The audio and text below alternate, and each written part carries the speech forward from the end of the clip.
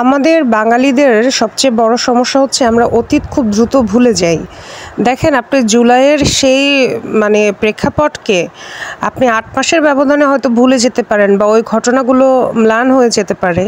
But এখনও অবধি কিন্তু আমি ওই সময়কার অনেক ভিডিও দেখি নাই, কারণ আমি সহ্য করতে পারবো না, নিতে পারবো না এই কারণে। তো যখন ছাত্ররা ঢাকা বিশ্ববিদ্যালয়ে উত্তাল ছিল এবং ১৬ তারিখ যখন মারা গিয়েছিল আমাদের আবু সাইদ ভাই, তারপর ওয়াসিম ভাই, তখন কিন্তু অপু বিশ্বাস ওই যে দুবাইতে শাকিব খান গেছিল যে ভিসা পাইছে না কি, সেখানে সে শুভকামনা আমার বাবুর বাবা লিখে পোস্ট দিছিল এবং মানুষের রোষানলে পড়ে কিন্তু উনি পোস্ট ডিলিট করতে বাধ্য হয়। এরপর উনি পোস্ট দেয় যে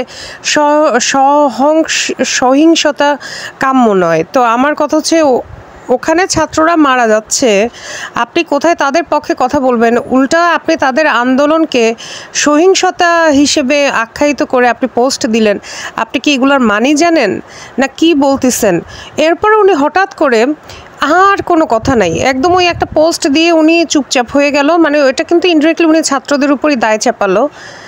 এরপরে উনি আবার পরে ওই যে আলো আসবে যে গ্রুপ, ওখানে ওনাকে তো নেয়, কারণ ওনাকে কেন নিবে? শুধু জয় বাংলা বললেই কি ওনাকে যেন তেন গ্রুপে নিয়ে নিবে নাকি? ওনার কি কোনো পারিবারিক ব্যাকগ্রাউন্ড বা শিক্ষাগত বা রাজনৈতিক কোনো ব্যাকগ্রাউন্ড আছে? উনি নিজের সুবিধা পাওয়ার জন্য, যেহেতু অভিনয়ও কিছু নামটাম কুড়াতে পারছে না, তো উনি নিজের জাস্ট কুল বাঁচানোর জন্য কথা নেই বার্তা নেই হুট করে উনি জয় বাংলা বলা শুরু করছে। উনি শেখ হাসিনাকে বলতেছে আমি আমার নিজের মায়ের পরে শেখ হাসিনাকে রাখি। তো এগুলো কি ভদ্র সমাজ, শিক্ষিত সমাজ বুঝবে না? তো আলো আসবে গ্রুপে ছিল সব শিক্ষিত মানুষজন, যেমন ফেরদৌস ঢাকা ভার্সিটি থেকে পড়াশোনা করছে, নিঝুম মজুমদার উনি ব্যারিস্টারি পাশ করছে লন্ডন থেকে। এরপরে সুবর্ণ মোস্তফা ঢাকা ভার্সিটি থেকে পড়াশোনা করছে। ওখানে আলী আরাফাত উনি তো এমপি, উনিও দেশের বাইরে থেকে পড়াশোনা করছে। তো ওখানে যারা ছিল সবগুলাই তো মোটামুটি খুবই শিক্ষিত এবং যাদের রাজনৈতিক স্কিল ভালো, যারা একটা পলিটিক্যাল ইস্যু নিয়ে দুইটা কথা অন্তত 2 মিনিট ধরে বলতে পারে।